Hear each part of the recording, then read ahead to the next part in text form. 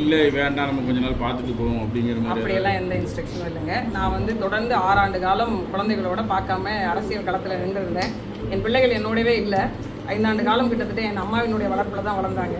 இந்த ஓராண்டு காலம் தான் என் பிள்ளையை கொண்டு வந்து என்னோட ஊர் இருக்கக்கூடிய ஊரில் நான் பள்ளிகளை சேர்த்தேன். அவங்களுக்கான தேர்வு நேரம், அதனால் அவங்க கூட இருக்கணும் அப்படின்னு நினச்சேன். ஒரு 2 மாத காலம் எனக்கும் ஒரு ஓய்வு தேவை இல்லைங்களா? அதனால் இப்போ திடீர்னு அப்படியே முடிச்சுட்டு இன்னொரு இடத்துக்கு ஓட முடியாதுல்ல. அதனால் ஒரு ஓய்வுக்காக கொஞ்சம் ஓய்வில் இருக்கேன். ஆனாலும் மக்கள் பணியில் இருந்துக்கிட்டு தான் இருக்கேன். இது முடிச்ச பிறகு ஒரு முடிவு. குடும்ப விஷயத்துக்காக அரசியலை விட்டு விலகி இருக்கீங்க. யார் சொன்னா விலகி? இப்போ இதுக்கு பேர் இந்த வேலைக்கு பேர் அரசியலை விட்டு ஒருபோதும் விலக முடியாதுங்க. நான் மட்டும் இல்லை, நீங்களும் தான். அரசியல் இல்லாமல் வாழ்க்கை இல்லை. பாண்டியாபதி தேர்மாறன் அவர்களுடைய பரதவர் நல அமைப்பிற்கான ஒரு தலைமை அலுவலகத்தை திறக்கணும் அப்படின்னு தூத்துக்குடி மாவட்டத்தில் ஏற்பாடு செய்து அதுக்கான நல அமைப்பாக முதல் கட்டமாக இந்த தலைமை நில அலுவலகம் இன்றைக்கி துவங்கப்பட்டிருக்கு.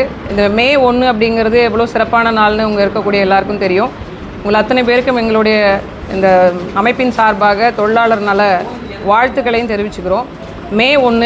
மே 1க்கும் எங்கள் பாட்டன் பெரும்பாட்டன் சிங்காரவேலர் அவர்களுக்கும் ஒரு நாளில் இந்த தலைமை நிலைய அலுவலகத்தை திறக்கிறதுல நாங்கள் பெரும் மகிழ்ச்சியும் உவகையும் கொள்கிறோம். ஏன்னா வரலாற்றை தேடி திரிகின்ற ஒரு கூட்டமாக பரதவ மக்கள் மாறி போயிருக்கிறோம். வரலாற்றை தெரிந்து கொள்ளாத இனம் வாழாது என்கிற சொல்வது போல வரலாற்றை தேடி ஓடிய கூட்டமாக இன்றைக்கி பாண்டிய மன்னர்களுடைய கடைசி வாரிசாக இருக்கக்கூடிய கடலோடி மக்கள் பரதவ மக்கள் அப்படிங்கிறதுக்கான ஆகப்பெரும் ஆதாரமாக எங்களுடைய மன்னர் பெரும்பாட்டனார் பாண்டியாபதி தேர்மாறன் அவர்கள் இருந்திருக்கிறாங்க. அவர்களுடைய இந்திய சுதந்திர போராட்ட வீரர் அப்படின்னு பறைசாற்றப்பட வேண்டிய ஒரு மனிதர் இன்றைக்கு மறைக்கப்பட்ட வரலாறாக, மறைக்கப்பட்ட வாழ்வியல் மன்னனாக இருக்கிறது பெரிய ஒரு வருத்தத்தை அளிக்குது. அதே போன்று நாகப்பட்டினத்தை கொண்ட வர்ணகுல காத்தான் என்கக்கூடிய இந்திய சுதந்திரத்துக்கான முதல் அடித்தளத்தை வித்திட்ட மன்னருடைய வரலாறும் மறைக்கப்பட்டிருக்கு. கடலோர மக்கள் எங்களுடைய வரலாற்றை தெரிந்து கொண்டு தேடி தேடி எங்களுடைய முன்னோர்களுடைய படைப்பை உருவாக்குறோம். அதுவும் குறிப்பாக இந்த முத்து நகரமான தூத்துக்குடி பரதவர்களுடைய பாண்டியர்களுடைய நிலப்பரப்பாக பெரிதும் இந்த மண் முழுக்க, இந்த தென்னகம் முழுக்க ஆளப்பட்ட எங்களுடைய மக்களுடைய வாழ்க்கை வரலாறு சுருங்கிட்டுது. அதை தொடர்ந்து இந்த மக்களுக்கு நாங்கள் தெரியப்படுத்த வேண்டும் என்ற முகத்தான் இந்த பாண்டியாபதியினுடைய தலைமை ஒரு குழுவாக உருவாக்கப்பட்டு அது அமைப்பாக மாறி இன்றைக்கி ஒரு பரதவருக்கான ஒரு தலைமை மையமாக தூத்துக்குடி மாநகரில் இன்றைக்கி துவங்கியிருக்கிறோம். மே 1 தொழிலாளர் தினம். உழைப்பிற்கென்றே பெயர் பெற்ற மக்கள் கடலோடி மக்கள் பரதவ மக்கள். அந்த நாளான இன்றைக்கி இந்த தலைமை நிலையத்தை திறக்கிறதுல எங்கள் மக்கள் இந்த இடத்துக்கு பார்க்கும்போது நாங்கள் எவ்வளோ பெரிய வரலாற்று சிறப்பு மிக்க தொல்குடிகள் அப்படின்னு தெரிந்து கொள்ளவும் தங்களுடைய வரலாற்றை தேடுகின்ற இனத்திற்கான ஒரு அடையாள பொருளாக இந்த தலைமை நிலையம் அமையும் என்கிற ஒரு ஆற்றாமையோடு திறந்திருக்கிறோம். உங்கள் எல்லாருக்கும் இந்த நேரத்தில் மிகப்பெரிய ஒரு வேண்டுதலையும் வைக்கிறோம். எங்களுடைய வரலாற்றை கடத்துங்கள், அடுத்தடுத்த தலைமுறைக்கு கொண்டு சேர்க்க வேண்டும் என்ற எங்களுடைய எண்ணத்தை பறைசாற்றுங்க. குறிப்பாக கடலோர மக்களுக்கான பிரச்சனைகள்னு பல ஆண்டு காலமாக நாங்கள் சொல்லிக்கிட்டே இருக்கிறோம். இவ்வளோ பெரிய ஒரு மன்னன், இந்த மண்ணை கட்டி ஆண்ட மன்னன், அவருடைய மணிமண்டபத்தை அமைச்சு கொடுங்கன்னு பல்வேறு கோரிக்கைகள் வச்சுருக்கோம். பரதவர்னா யார் அப்படின்னு இந்த அரசாங்கத்துக்கு இதுவரைக்கும் தெரியலை. எங்களுக்கான சாதி சான்றிதழ் மீனவர் அப்படின்ற சொல்லாடலில் வழங்கப்படுது, பட்டினவர்ன்ற சொல்லாடலில் வழங்கப்படுது. உண்மையிலே பரதவர் அப்படின்ற ஒரு அரசாணை வெளியிடுங்க. இந்த குடிகள்லாம் சேர்ந்து தான் பரதவர் என்ற சொல்லி இவங்கதெல்லாம் நெய்தல் நில மக்கள்னு ஒரு அறிவிப்பை கொடுங்கன்னு பல நூறாண்டுகளாக போராடி கொண்டே இருக்கிறோம். அதுக்கான ஒரு விடையும் தமிழக அரசும் சரி இந்திய அரசும் சரி எங்களை இதுவரைக்கும் ஒரு இந்த மண்ணினுடைய தொல்குடிகளாக அறிவிக்க ஏன் மறுக்கிறாங்க அப்படிங்கிறதும் தெரியல. இன்னொரு பக்கம் ஆட்சிக்கு வரக்கூடிய அல்லது ஆட்சிக்கு வந்த கட்சிகள் எல்லாரும் எங்களை பார்த்து நாங்கள் வந்தால் உங்களை பழங்குடியின மக்கள் பட்டியலில் சேர்க்கிறோன்னு ஒவ்வொரு தேர்தலும் அறிவிப்பு வெளியிடுறாங்க. ஆனால் அது வெறும் அறிவிப்பாகவே வெற்று காகிதத்தில் எழுதப்பட்ட எழுத்தாகவே இது வரைக்கும் கடந்து போயிட்டுருக்கு. அதுமோடு மட்டும் இல்லாமல் எங்களை பரதவர்னு நீங்கள் சொல்லிட்டீங்கனாலே நாங்கள் பழங்குடியின மக்களாக வந்துடுவோம். புறநானூறு காலம் தொட்டு தொல்காப்பியம் காலம் தொட்டு 4 வகை நிலங்கள் இருந்த காலம் தொட்டு நெய்தல் குடிகளை வரையறுக்கப்பட்ட சொல் பரதவ குடிகள். அந்த பரதவர்களில் நாங்கள் என்னென்ன பிரிவு வேலை செஞ்சோம் அப்படிங்கிறதுக்கான எல்லா ஆதாரமும் எங்கள்கிட்ட இருக்குது. இருந்த போதிலும் இந்த மண்ணில் ஒதுக்கப்பட்ட ஒரு மக்களாக, இந்த மண்ணு முழுமைக்கு ஆண்ட ஒரு தொல்குடி மக்கள் இன்னைக்கு சொந்த நிலத்துக்கு பட்டா இல்லாத மக்களாக, கடற்கரையோர நிலங்கள் கூட சொந்தம் இல்லாத மக்களாக வாழ்கிறது ஒரு பெரிய வருத்தத்துக்குரியதாக இருக்கிறதுனால எங்களை நாங்களே புதுப்பித்துக் கொள்வதாக, எங்கள் வரலாற்றை நாங்களே தேடிக்கொள்வதாக, எங்களை கண்டுகொள்ளாத அரசிற்கு நாங்கள் இருக்கிறோம் என்பதை காண்பிப்பதற்காக இந்த மாதிரியான ஒரு நிகழ்வுகளை எடுக்க வேண்டிய கட்டாயத்திற்கு நாங்கள் தள்ளப்பட்டிருக்கோம். அதோடு மட்டும் இல்லாமல் இது ஒரு சிறப்புமையாகவும் நாங்கள் கருதுகிறோம். இந்த நேரத்திலாவது எங்களை பரதவர்கள் அப்படின்னு சொல்லிட்டு அரசாங்கம் அங்கீகரித்து அரசாணை வெளியிடுவதோடு மட்டுமல்லாமல் இந்த தொல்குடி மக்களை பழங்குடியின மக்கள் பட்டியலில் சேர்த்து எங்களுக்கான நலத்திட்டங்களாக இருக்கட்டும், உரிமைகளாக இருக்கட்டும், நிலம் கடல் சார்ந்த உரிமைகளாக இருக்கட்டும் எல்லாம் வழங்கப்படணும் அப்படின்னு இந்த நேரத்தில் சொல்கிறோம். வேறு ஏதாவது கேள்விகள் இருந்தால் நீங்கள் கேட்கலாம். மிக குறிப்பான ஒரு கோரிக்கை, எங்களுடைய பாண்டியாபதி மன்னனுக்கான மணி மண்டபம் இந்த தூத்துக்குடி மண்ணில் அமைக்கப்படணும் அப்படிங்கிறது ஒரு பெரிய கோரிக்கை. அவருடைய அந்த உடல் அடக்கம் செய்யப்பட்ட நினைவிடம் இருக்கிற இடத்த நீங்கள் போய் ஒரு தடவை பாருங்கள். இந்த பாண்டிய மன்னர்களுடைய ஒரு கடைசி மன்னன் என்று சொல்லக்கூடிய, மன்னராக இருந்த காலகட்டத்தில் கடைசி மன்னர் என்று சொல்லக்கூடியவருடைய நினைவிடம் எங்கே இருக்குது அப்படின்னு பாருங்கள். அரசாங்கம் ஏன் இதில் இவ்வளோ உள்ளீட்டான வேலையை செய்யுது அப்படின்னும் புரியல. அவங்களுக்கான நினைவிடத்தை முழுமையாக அரசே கையில் எடுத்து அவங்களுக்கான மணிமண்டபம் கட்டி அவங்களுக்கு நான் உரிய மரியாதையை செலுத்தணும் அப்படின்னு இந்த நேரத்தில் கேட்டுக்கிறோம். தமிழக அரசு அவரை இந்திய சுதந்திர போராட்ட வீரர் என்று அறிவிக்கணும். ஏற்கனவே அப்படிப்பட்ட நபர்களை நாங்கள் அறிவிக்கணும்னு கேட்குற நிலைமைக்கு இருக்கிறது தான் எங்கள் நிலைமைக்கான ஒரு பெரிய ஆதாரமாக இருக்குது. வேறு ஏதாவது கேள்விகள் இருந்தால் நீங்கள்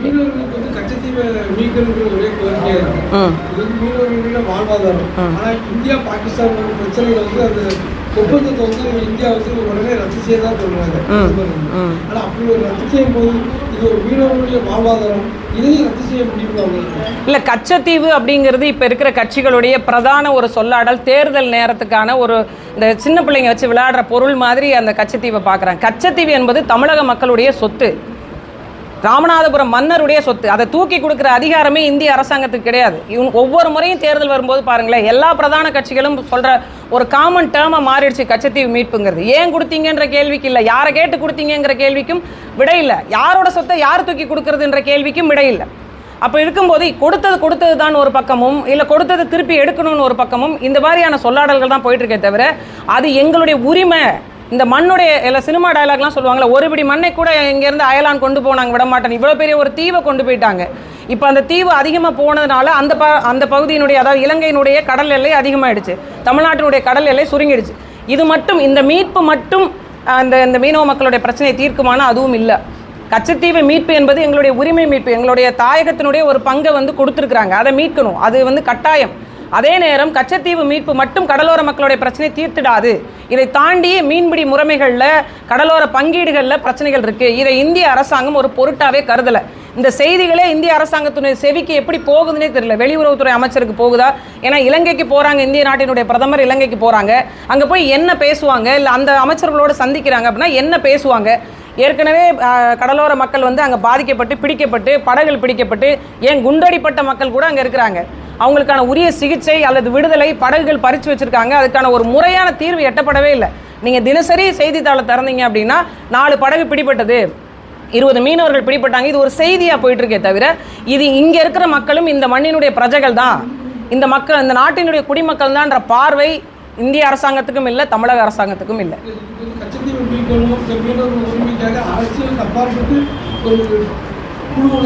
ஒன்றுமே குழுவெல்லாம் அமைக்கவே தேவையில்லைண்ணே. நீங்கள் இந்த குழுக்கள் இது வரைக்கும் தமிழ்நாட்டிலையும் சரி இந்தியாவிலையும் சரி அமைக்கப்பட்ட குழுக்கள் செய்த வேலைகளோட பட்டியலை மட்டும் சொல்லுங்களேன். நீங்கள் ஒன்றுமே செய்ய வேண்டாம். எதற்காக கச்சத்தீவை கொடுத்தீங்க? இல்லை இந்த காரணங்கள் எல்லாம் நம்ம தேடவே தேவையில்லை. ஒரு நாடு, இப்போ நீங்கள் சொன்னீங்கல்ல, பாகிஸ்தானுக்கும் இந்தியாவுக்கும் நடுவில் போட்ட ஒப்பந்தத்தை ரத்து செய்கிற அதிகாரம் மிகுந்த மத்திய அரசு உடனடியாக ஒரு அதிகாரத்தை பிரயோகம் பண்ணி, இல்லைங்க எங்கள் மக்கள் இதனால் பாதிக்கப்படுறாங்க, நான் கச்சத்தீவை மீட்டு இது என் நிலம் கொடுத்தேன், இவ்வளோ நாள் வச்சுருந்துட்டீங்க, போதும் கொடுங்கன்னு திருப்பி எடுக்கிறதுல என்ன பிரச்சனை? இது நட்பு நாடு. நீங்கள் சொன்னால் அவங்களே கொடுத்துட்டு போகிற அளவுக்கு தான் இருக்காங்க. பொருளாதாரத்தையும் சரி எல்லாவற்றிற்கும் நம்பி இருக்கக்கூடிய ஒரு நாடு தான் இலங்கை. அவங்கள்ட்டேருந்து இந்த கச்சத்தீவை மீட்கிறதுல என்ன பிரச்சனை? இது ஒரு அரசியல் தந்திரமாக அந்த நேரத்துக்கான கையாளக்கூடிய ஒரு பொருளாகத்தான் கச்சத்தீவு பார்க்கப்படுதே தவிர இது நிரந்தர தீர்வு எட்டப்படணும், கடலோர மக்களுடைய பிரச்சனை தீர்க்கப்படணும், இது என் மண்ணினுடைய உரிமை, எங்களுக்கான உரிமை மட்டும் இல்லை, தமிழக அரசுக்கான உரிமையும் தான் அந்த நிலம், இல்லை இந்திய அரசு ஒன்றிய அரசுக்கான நிலமும் தான் அந்த நிலம் அப்படிங்கிற பார்வை குறைஞ்சதுனால தான் இதனுடைய விளைவு இப்படியே இருக்கு. வேற எதுவும் கேள்விகள் இருக்கு? இப்போ புதிதாக ஒரு விஷயத்தை கொண்டு வந்திருக்காங்க. கன்னியாகுமரி, சென்னை உள்ளிட்ட பகுதிகளில் கடலில் ஹைட்ரோ கார்பன் எடுக்கிற திட்டம், அதுக்கான ஒப்புதல் வழங்கப்பட்டிருக்கு. இது இந்த பார்வை எப்படி பார்க்கறதுல, நிலத்தில் ஹைட்ரோ கார்பன் எடுக்கிறதே தடை செய்யணும் அப்படின்னு சொல்லிட்டு பல்வேறு போராட்டங்கள் எழுந்துள்ள, உங்களுக்கு தெரியும், மீத்தேன் எதிர்ப்பு, ஹைட்ரோ கார்பன் எதிர்ப்புன்னு பல்வேறு விவசாய பெருங்குடி மக்கள், கடலோர மக்கள், ஒருங்கிணைந்த தொழிலாளர்கள்னு நிறைய பேர் போராடி வேண்டான்னு சொல்லிட்டு இருக்கிற இந்த தருவாயில் கடலில் ஹைட்ரோ கார்பன் எடுக்கிற திட்டத்தை கொண்டு வராங்க. அது முன்னாடி சொல்லப்பட்டது மரக்காணத்திலேருந்து நாகப்பட்டினம் வரைக்குமான கடல் பரப்புக்கு ஏற்கனவே ஒப்பந்தம் போடப்பட்டது. அதன் மூலமாக நிலமும் கொடுத்துருந்தாங்க ONGC மற்றும் வேதாந்தா குழுமத்திற்கு.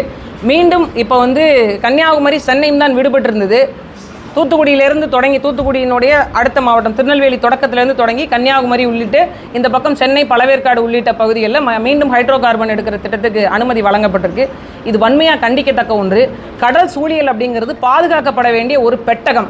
பல லட்சக்கணக்கான உயிரினங்கள் வாழக்கூடிய ஒரு பெரிய அமைவிடம், ஒரு புவியினுடைய மிகப்பெரிய ஒரு கோலத்தில் இருக்கக்கூடிய ஒரு மிகப்பெரிய விஷயமாக கடல் இருக்குது.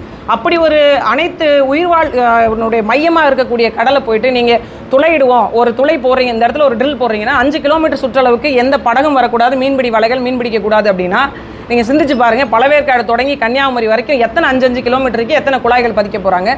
ONGC நிறுவனம் தரையில் எடுக்கப்பட்ட அளவீட்டுக்கே இவங்களால் அதுக்கான உள்ளீட்டு பொருட்களை வெளியில் எடுக்க முடியாமல் திணறிட்டு இருக்கும்போது கடலில் மீண்டும் ஹைட்ரோ கார்பன் எடுக்கிற திட்டத்தை எப்படி அனுமதிக்கிறாங்க, எப்படி அதுக்கான ஒப்பந்த புள்ளி கோர்றாங்க அப்படின்னு பல்வேறு கேள்விகள் இருக்குது. கடற்கரை மக்களை, அந்த கடலையே நம்பி வாழக்கூடிய கடற்கரை மக்களை எந்த கருத்து கேட்பும் நடத்தாமல் இது போன்ற அனுமதி வழங்குவது ஒரு வல்லாதிக்க நாட்டில் கூட நடக்காது. முதலாளித்துவ நாட்டில் கூட இந்த மாதிரியான ஒரு முறைகள் இருக்காது.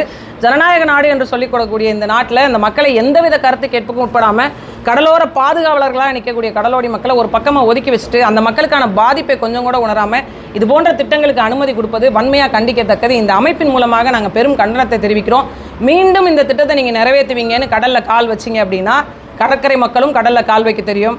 நீங்கள் பயிற்சி எடுத்துக்கிட்டு தான் நீங்கள் கடற்கரைக்கு வரணும். நாங்கள் பிறந்ததுலேருந்தே கடல் தண்ணி உப்பு காற்றையும் சுவாசிச்சினாங்க. எந்த இடத்துல எவ்வளோ ஆழம் இருக்குதுன்னு நீங்கள் இன்ஜினியரை கூட்டு வந்து அளவிடணும். GPS கருவி எக்கோ சவுண்ட்லாம் கொண்டு வரணும். எங்களுக்கு தெரியும் எந்த இடத்துல பார் இருக்குது, எந்த இடத்துல பாசி இருக்கும், எந்த இடத்துல வலை போட முடியும், எந்த இடத்துல வலை போட முடியாது, எந்த இடத்துல எவ்வளோ ஆழம் இருக்குது, எந்த காற்றுல எந்த படகு நிற்கும்னு எங்களுக்கு நல்லாவே தெரியும். நீங்கள் சேது சமுத்திர கப்பல் கால்வாய் திட்டம்னு ஒன்று கொண்டு வந்தீங்க. ஆரம்பத்துலேருந்தே ஒரு சாமானிய கடலோடி சொன்னால் இந்த திட்டம் பேர் ஒரு ஃபெயிலியர் ப்ராஜெக்ட்டுன்னு 1200 கோடிக்கு மேலே காசு அநியாயமாக மக்களுடைய வரிப்பணத்தை கடலில் கொட்டி பிறகு சொன்னீங்க ஃபெயிலியர் ப்ராஜெக்ட்னு. இப்போ நாங்களும் சொல்கிறோம் ஹைட்ரோ கார்பன் திட்டம் இட்ஸ் ஃபெயிலியர் ப்ராஜெக்ட் கடலில் எடுக்கிறது. மீண்டும் இது போன்ற ஒரு அபாயகரமான கடல் சூழியலுக்கு ஆபத்தை விளைவிக்கின்ற, கடலோடி மக்களுக்கு ஆபத்தை விளைவிக்கின்ற திட்டங்கள் உடனடியாக நிறுத்தப்படணும், கைவிடப்படணும்னு இந்திய அரசுக்கு நாங்கள் இந்த சங்கத்தின் வாயிலாக, அமைப்பின் வாயிலாக கோரிக்கை வைக்கிறோம்.